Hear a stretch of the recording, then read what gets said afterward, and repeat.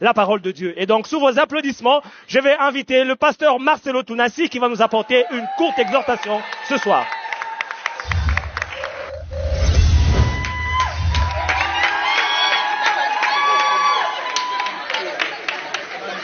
Alléluia. Bonne année à chacun de vous. Que Dieu vous comble de ses grâces. Prions le Seigneur. Seigneur Dieu de gloire, bénis cette exhortation, bénis ton peuple, au nom de Jésus. Amen. La Bible nous dit dans 1 Samuel 1, verset 26, Anne dit, mon Seigneur, pardon, aussi vrai que ton âme vit, mon Seigneur, je suis cette femme qui me tenait ici près de toi pour prier l'Éternel. C'était pour cet enfant que je priais, et l'Éternel a exaucé la prière que je lui ai adressée. Aussi je veux le prêter à l'Éternel, et il sera toute sa vie prêté à l'Éternel, et ils se prosternèrent là devant l'Éternel. Acclamons la parole de Dieu.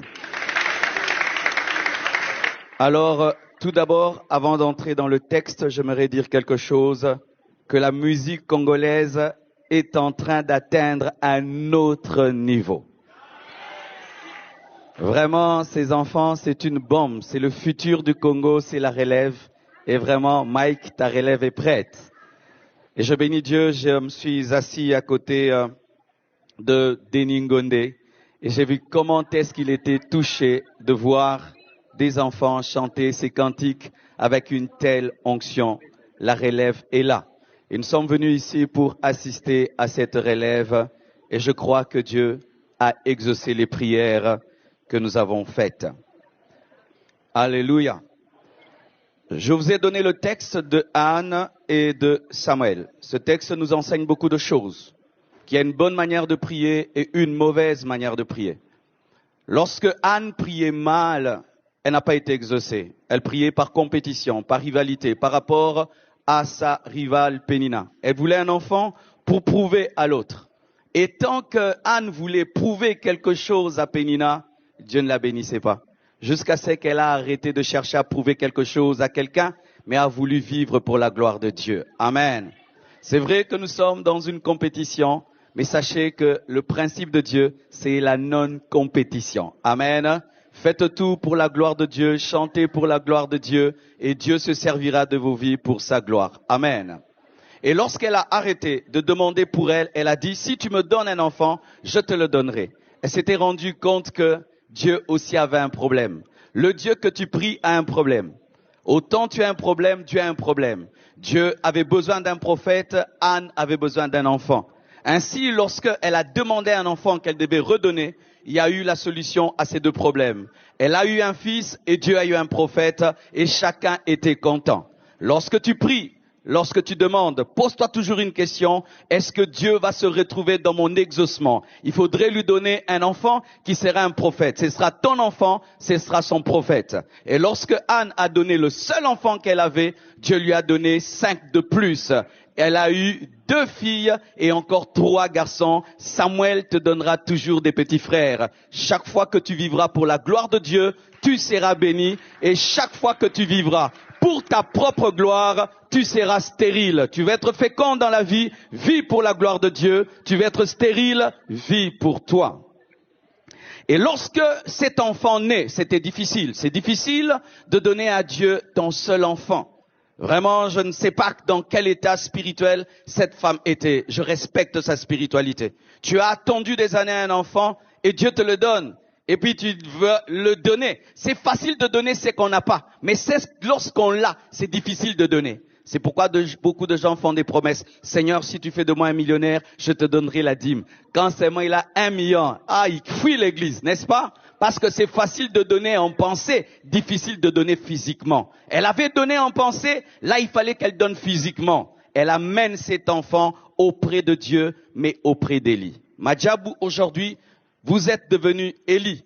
C'est-à-dire celui qui va prendre soin de l'enfant. Ce sont des Samuel, tous ces enfants qui ont chanté ici. Si nous donnons un micro à toutes ces femmes qui sont là, il y a des témoignages derrière leur naissance. Certaines femmes étaient stériles et Dieu t'a donné cet enfant qui chante avec onction. D'autres ont prié Dieu, donne-moi un enfant qui sera un pasteur. Et parmi eux, il y a un pasteur. Le petit là, ce sera un pasteur. Qu'il chante comme il veut, il va se retrouver derrière la chair. Qu'il chante comme il veut, il finira derrière la chair. Et je suis sûr que sa maman a prié. Je suis sûr que sa maman a jeûné pour avoir un tel enfant. Et cet enfant nous est confié. Lorsque Samuel a été confié à Élie, il était prophète mais il n'entendait pas la voix de Dieu. C'est Élie qui l'a aidé à connaître la voix de Dieu. Et nous sommes là pour aider ces enfants à connaître la voix de Dieu. Et je suis sûr qu'ils m'entendent. Et voici une voix de Dieu que j'aimerais vous révéler. Même si vous avez été découvert devant des lumières, sachez que c'est Jésus la star. Même si vous avez été découvert dans une compétition, le ministère n'est pas une compétition. Le ministère, c'est une collaboration.